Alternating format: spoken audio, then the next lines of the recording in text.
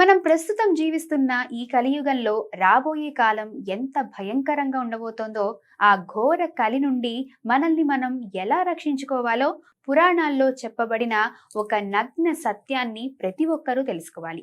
కలియుగం మొత్తం 4,32,000 సంవత్సరాల కాలం కాగా, అందులో మొదటి 10,000 సంవత్సరాలను యుగ సంధి లేదా స్వర్ణయుగం అని పిలుస్తారు. ఈ 10,000 సంవత్సరాల తర్వాతే భూమిపై నిజమైన ఘోర కలి ప్రారంభమవుతుంది.